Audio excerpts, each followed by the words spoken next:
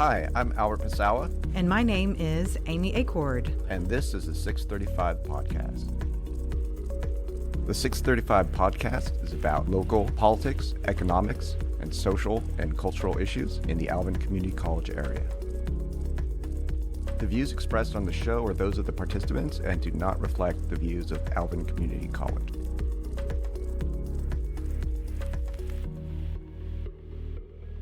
All right, Amy Acord, how are you doing? I'm good, thanks. How are you doing, Albert? Awesome. Kind of cold, but I like it. I like the change. Me too. So let's continue with, actually, let's have a different conversation. I know you know a little bit about national security. A little bit, yeah. Yeah? All right. Well, that sounds exciting. How do you get into national security? I as an undergrad at Texas State, I have a degree in international studies. And so took a lot of classes in international politics, international organizations, and things like that there. And then also a graduate degree, a Master of Liberal Arts with a specialization in international studies as well. So studied overseas for a summer, a little bit in France, and then took classes. How do you study? How do you study overseas? I did a study abroad program through the University of St. Thomas in France. And so while they're studying international organizations and European regional politics under a professor that was a specialist in that area. So some of that, some education, and then right before I graduated from University of St. Thomas, September 11th happened. Ooh. Wait, you were in France? I was not in France then. I was back stateside, and then September 11th, 2001 happened, and about a month after that, I was hired by a private firm as a geopolitical analyst, and specifically at the European desk for that. So that's kind of my. What were you doing when 9/11 happened? When you found out about 9/11? Well, at the day that happened. The instant you found out it happened. What was the scene? I was getting ready. I was getting ready in the morning to go to my internship with the U.S. Department of Commerce downtown. Oh. And by the time so that was happening, it was going on while like the first tower was hit. When I was getting ready, by the time I got to downtown that day at the U.S. Department of Commerce, is their Export Assistance Center, the towers had started to fall already, wow. and the Export Assistance Center had an office in one of the towers. Ooh. Yeah, so that was a very intense day. Okay. Yes. And then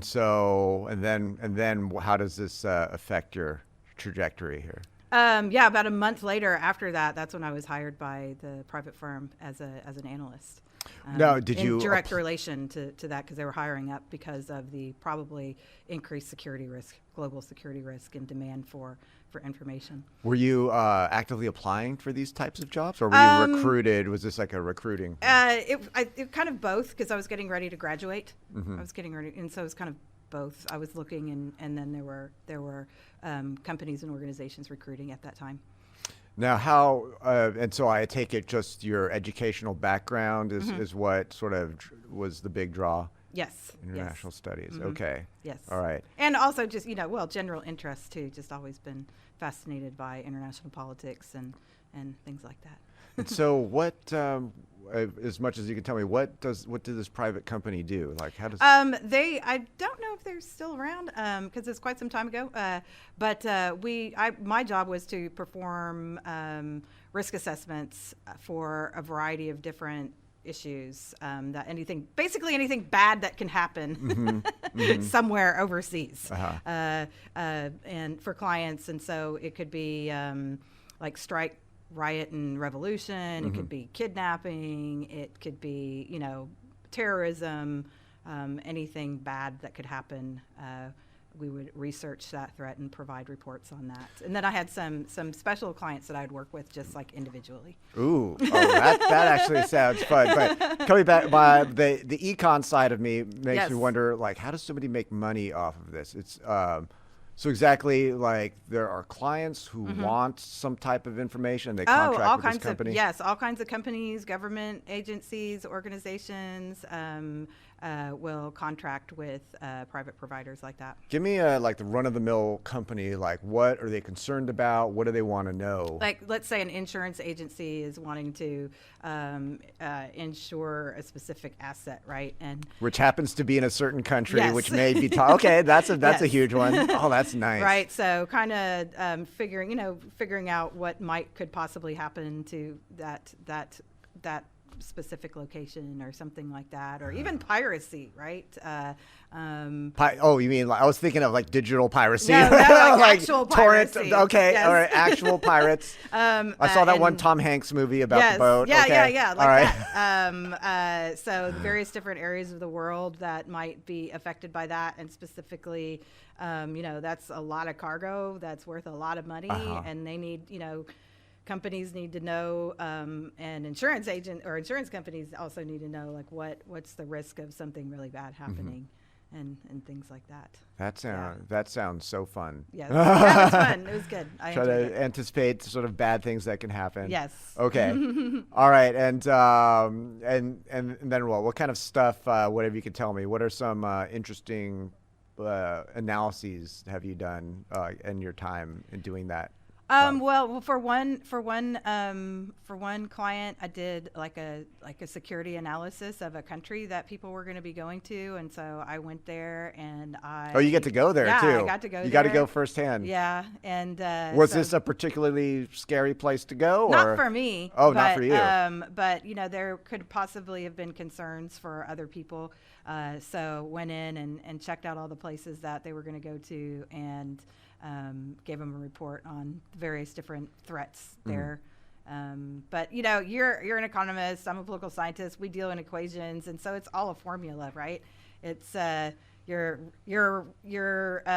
what's happening to you. There's certain things that you can control, and certain variables you can control, and certain things you can't. But it's just looking at the potential variables, and then looking at like an individual's risk themselves, like as far as what they're doing. So what kind of, sort of like, when you say, oh, here are the risks, what types of risks, like, what would you be saying? I mean, it could be crime, or the actual things that are present there in a country. It could be that, the presence of rebel groups. It could be the presence of lots of crime. It could be, there could be other, issues with neighboring countries or something like that. And then there's the individual person or entity that's either minimizing their risk or exacerbating it just by their own actions.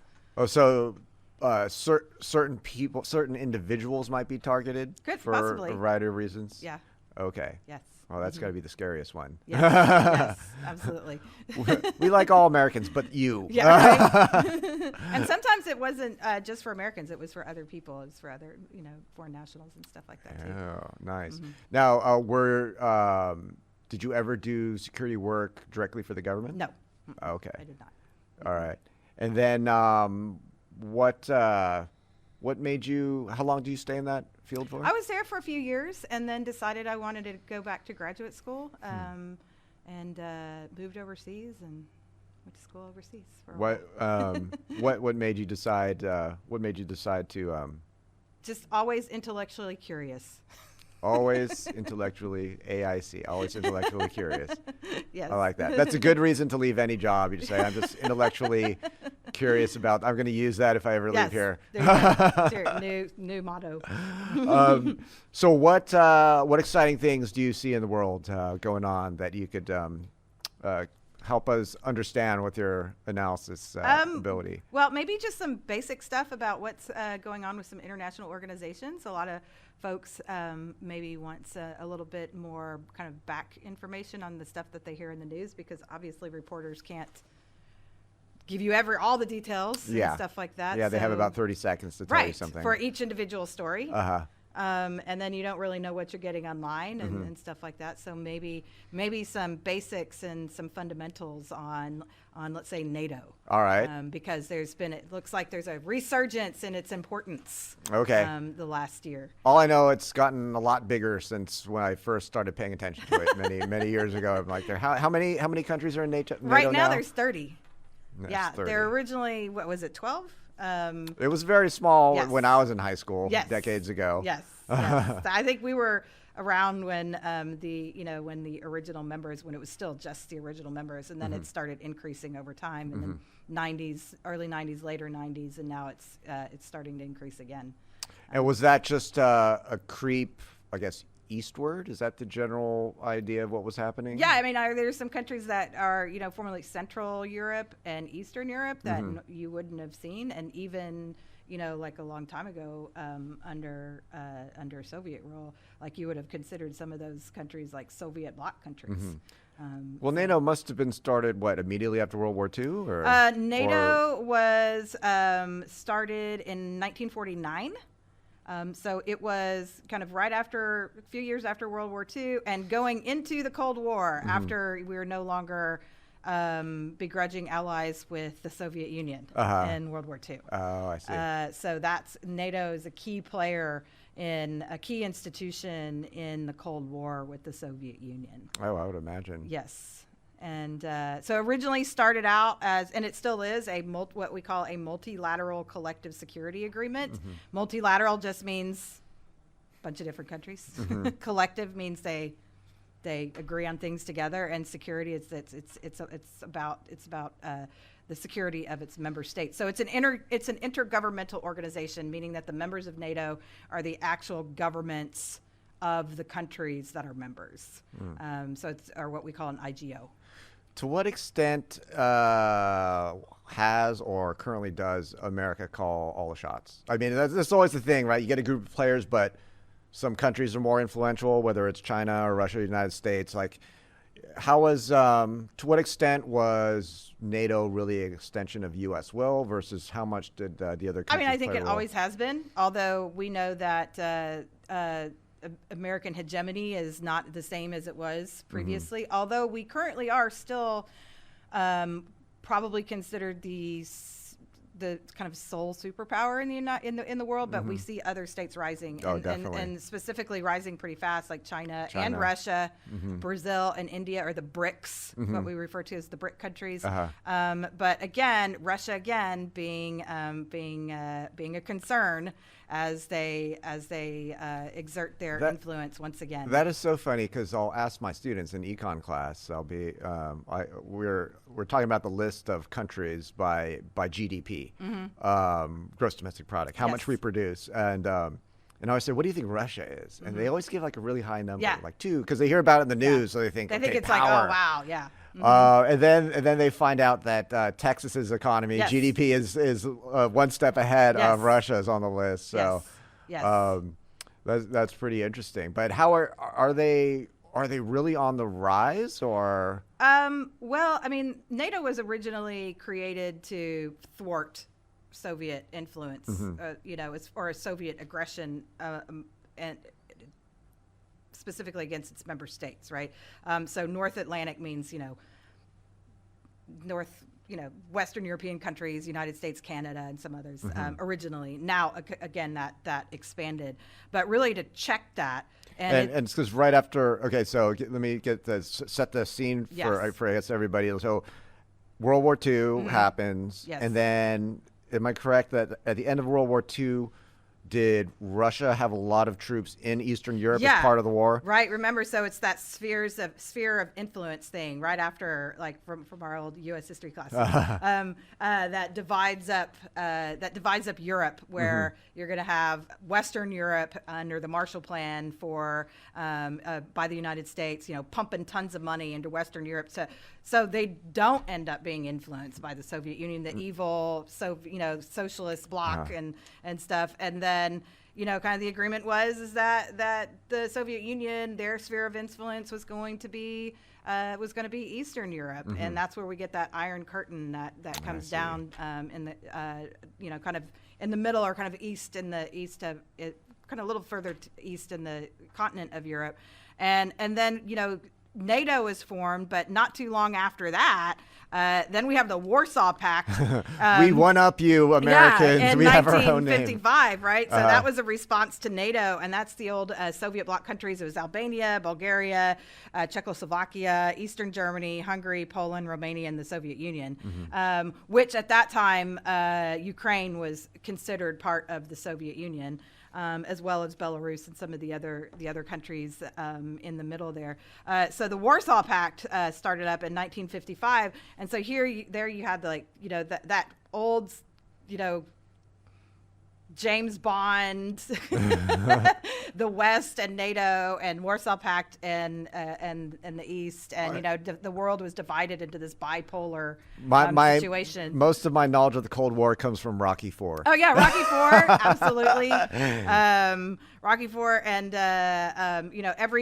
like in the James Bond movies back in the 80s, it was like the evil villain was always somehow associated with the Soviet Union or some type of authoritarian regime. That's interesting. Do they in any of the Bond movies do they come out and save Russia? No, I don't think they do. There might be like some early ones that might, but they don't. You gotta wonder who you're scared of pissing off. I mean, Right. they might send an assassin or something, Right. but you're not gonna lose customers. Right. Well, what was also really interesting about that is some of the countries actually thought that like the British intelligence agency MI6 like really operated like that, and like you would see like some like really suave spy or something, and that's just totally not the way it is.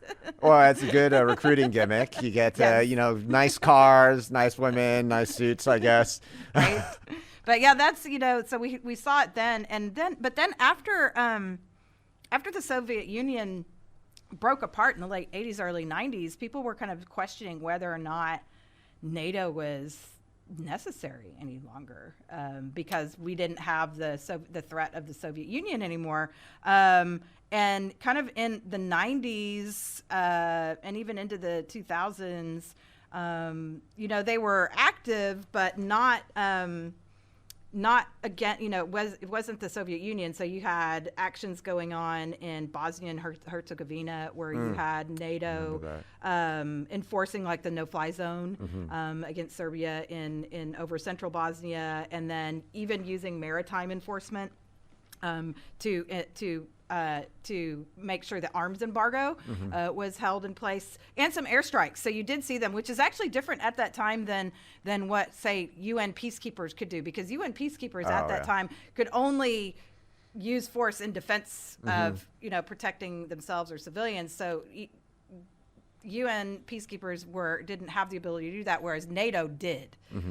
So NATO went in there and did that. You see them in Kosovo. And then the first actual invocation of Article 5, which I'll talk about here, was used with Afghanistan in 2001. Really? And so Article 5. So with NATO, there's two important articles there. One is Article 4. Article 4 says, okay, if something happens like a member state, they can gather together and convene and figure out, okay, like, let's assess this situation.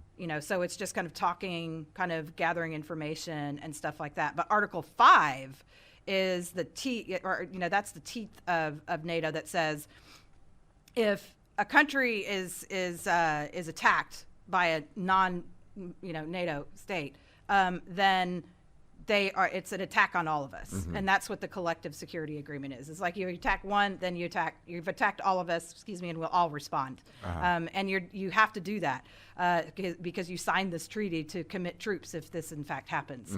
And that's so September 11th until we left Afghanistan in early 2021, NATO was kind of the organizing factor in that 20-year-long war. Wow. So that's so almost 50 years before NATO was formally invoked. Yes. Article 5. Yeah. Isn't that interesting? So it Article 5, that was the first time that they actually invoked that. What we see with NATO now is as people have probably heard it thrown around in the news and stuff, is how does that relate to Ukraine, right? And Ukraine, and then other Russian expansion that's kind of been left unchecked here in the Ukraine last is 10 years or so. currently not part of NATO. It is not, but it has wanted to be, and that every time they've kind of it's been on the table, or they're getting ready to do that, Russia has invaded. Yes, and so that's a big issue. So Russia currently, just like it has in the past, and not even just in the 20th century, but going back hundreds of years, is engaging in expansionary movement. So we see them see the war with the country of Georgia back in 2008. They took Crimea, which is part of Ukraine. They've been, even outside of the war with Ukraine right now, they had been attempting to take eastern Ukraine since 2014, and it was right before that Ukraine was making its move, and NATO was wanting to accept their membership. There's a process to go through that. It's called the Membership Action Plan, but starting to go through that process of joining the organization. And that even happened before that. So back earlier on, we saw that they were going to go through the process of the Membership Action Plan, or what we call MAP, back before 2010. So they were already interested in doing this. Unfortunately, for Ukraine, they ended up with a pro-Kremlin president at that time that was highly controversial, Yanukovych, who shelved it because obviously, if allied with Russia, that wasn't going to be on his agenda of getting things done. After Yanukovych was ousted because of that, and for a variety of other different reasons, and in 2014 they resumed those membership plans, and then those membership plans were renewed, and then before it could be implemented, Russia invades again in 2014, or Russia invades in 2014, and so you kind of see something similar with them coming into Ukraine earlier this year, because those plans to join NATO and even other organizations like the European Union were kind of taking place, and that's the last thing that Russia wants, is for Ukraine to join Western aligned organizations. Now, what's the original motivation for Russia to want to invade Georgia and Ukraine, and what's their motivation? Well, kind of the consensus is to have that buffer, to kind of have a buffer between them and the West. Buffer from NATO. And, NATO countries are just from West exposure to Western countries, period. So you see that, because right now it's like you've got Ukraine, Belarus, and then the Baltic states, and they kind of are right there on the border with Russia, and trying to influence those countries to be more pro-Russian, to really kind of provide that buffer between Russia and the Central and Western European countries, and then just wanting to wanting that presence, wanting that international presence. So right now, is it correct, there is no NATO country that directly borders Russia? No, I think Latvia and the Baltic are the Baltic states. So you can see that. I'm I should have pulled up a map. No, I was thinking we won't need visuals. No, it's so you've got Estonia, Latvia, and Lithuania. Estonia. They are all directly on the border, and in fact, I believe there might be some. Was it Denmark that sent some NATO troops over to? You're going to start possibly seeing buildup of NATO country troops in Eastern Europe again, or Central Eastern Europe. I would possibly predict that to be happening, if it hasn't already, that we know about. Yeah.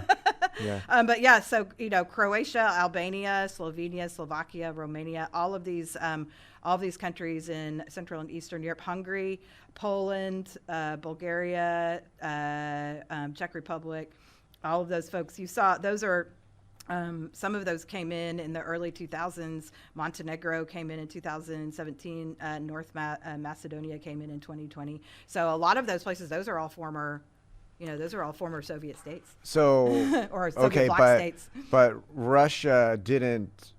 I mean, they didn't invade those countries. No. Like, what is Ukraine special? It's big. Like, or it's it's the big. biggest. Yeah, it's What- big. It's one of their main part as far as their economy is concerned. They're kind of the breadbasket of Europe. The conflict there is causing some major problems as far as famine around other places. Well, other I've places heard in the people world. talking about the world, right? Yes, It's going to yeah. affect worldwide supply. It already has, and especially in countries that are starving already, such as some and that are already experiencing conflict, like Yemen. Their shipments of grain from Ukraine have almost stopped because you just can't get anything out when you're at war, and it's hard to bring in the harvest when you're at war. Well, and I heard this one analyst talking about how much of Ukraine, because of the war, missed the harvest Yes. for the following year. Yeah, right. yeah. So they didn't start to even grow the next round of Right. wheat. Right. And so this problem is going to persist. Yeah, and then also they're right on the Black Sea, and they've got a port. They've got ports down there. So those are all strategic things that, as far as presence in the region, that would be that Russia would like to see. Did Russia have? I mean, if aside from Ukraine, does Russia have access to? Yeah, I'm they so have access. terrible. Yeah, I'm they so do have terrible access at to this. the Black Sea. Okay, Black Sea, yes. all right. So they do but they've have. got some like primo, ports in Ukraine. Okay. They've got well-established infrastructure there and stuff. So there's a variety of different reasons why go after Ukraine, and kind of that idea that that it should be kind of back into the fold of the kind of, some people think that he's trying to recreate that former Soviet bloc structure. And bring those countries that used to be part of the Soviet Union, used to be part of that back in. Belarus, which is its neighbor, is pro-Russia, and so he's got Putin's got allies there. But this is kind of a long history of part of a long history of what Russia does as far as wanting to expand, wanting to maintain influence, and kind of. If you're big and you've got the means to do it, then you do it. That's it's kind of, as far as rational choice theory is concerned. That's what rational theory as far as international relations and stuff like that is concerned. That's what countries are going to do. And do you think Putin sort of, I guess, maybe accurately? I mean, going into the war, he must have thought about, well, what is the West going to do? Are they going to send boots on the ground? Are they going to send weapons? Are they going to send money? Are they going to do nothing? Right. What do you think he was thinking? I thought we would do nothing because we had done nothing. We did nothing in Crimea. I see. Neither did NATO. Actually said we're not going in. They weren't going to go in when he took Crimea, and was actively attempting to take portions of eastern Ukraine at the same time. NATO just didn't come in. So, and also nobody did anything, with when he was aiding the Assad regime in Syria. And so he probably rightfully believed that that we would, the West and NATO would not do anything. I guess that sort of supports the idea of, you can't let them take an inch, or they'll just keep pushing. Right. Yeah, I think that the West and NATO kind of misstepped there. They should have at least given the appearance of. Now, the levels of support we are giving, so that's mostly money, and I guess we're getting weapons to them? Yeah, I think so, yeah. Okay, I always wonder, how do you deliver weapons to, right? Like, there's got to be a little convoy, hope he doesn't bomb them, but so we're giving them weapons. Do you think that exceeded Putin's expectations? Yeah, I think so. Yeah. Okay, so he didn't think we had the guts to give him weapons Probably. and money. Well, that is interesting because social media seem to say that, Russia bad, Ukraine good. So the sentiment seemed to be pretty pro-Ukraine, at least in the beginning, right? So maybe he underestimated that. It'll be interesting to see how, social media plays a role in I guess bringing awareness, right? Because otherwise traditional news, you just, read the paper and like, okay, Russia's at war with some country. Right. I'm not going to see videos of terrible things happening. But well, what's also interesting is that countries like the United States and Canada actually do have substantial Ukrainian American and Ukrainian Canadian populations of people who had immigrated out of Ukraine in previous waves, with very well established immigrant populations who are now like into their second and third generations of being established in our countries. So I could see that maybe not playing a huge factor, but there's awareness of Ukrainians. Yeah, I had a Ukrainian friend in grad school, so that's. There's an awareness of the country. There's an awareness of people with a culture that just like any other immigrant population in the United States or Canada that has established itself. So maybe people are more aware of what's going on, or more in just. It's not too many people that are like, oh yeah, I know a Bosnian, or I know somebody from Georgia, and they'll probably say Atlanta. Are they from Atlanta? Like they may not know that there's an actual country named Georgia. No, at Alvin High School, I think walking down one of the hallways, they made a poster, sort of a pro-Ukrainian poster thing. And that was like fairly early on. So somehow it is in our consciousness. Yes. Yes. And I mean, as far as our generation, right? As far as being, Gen X and stuff, like this, we're like, oh, Russia, like we grew up with them, like being, it's at any given point, we're going to end up in a nuclear war. Oh yeah. Yeah. I remember that. So we are, it's always probably in the back of our minds that they could possibly be a continued threat, just because of their the Cold War that we grew up under. Yeah. Yeah. What is the update? Because I have I think there is a little bit less of the day-to-day what's going on in Ukraine thing. So what is the state of the conflict now? Well, Ukraine's taken back some territory in the east and south, I believe. But there's now what's happening is they're just getting, there might not be Russian troops in these places, but they're just getting shelled, pretty badly, and hitting residential and civilian areas and things like that, and which is exactly that idea of total war, which is exactly what Assad was doing in Syria with the assistance of Russia. And so it's a very similar tactic that he's using, and not obeying international law as far as attacking civilians and things like that. So it's it's specifically a lot of civilian assets that are being targeted. What right now is the sentiment among Russians? I've been hearing about did he really reinstitute some type of draft in Russia? He did. He called up all kinds of folks from all over the place, and the idea there that kind of hit some Russians, and like, oh, this is real. Like now we actually might have to face the ramifications of this, where previously it was kind of a distant thing that was happening, and told by their president that they were liberating, Ukraine. But once you're taking people's sons and shipping them off to an uncertain future, then people start possibly questioning. But also, it's Russia; they're really good at eliminating that sentiment, because they don't necessarily have the same type of press freedoms and individual freedoms that we have here in the United States and other Western countries. Where do you, what are things to look for? Like, Simon, I don't want to ask you when's it going to end. I mean, I could. Well, when's it going to end? Let me get my crystal ball out. When am I doing a vacation in Kyiv, which is the Ukrainian pronunciation I hear? I don't know. This could, who knows? Like, this could really drag on. They, you know, he has a real, Putin really wants to save face, and he probably will not let this go.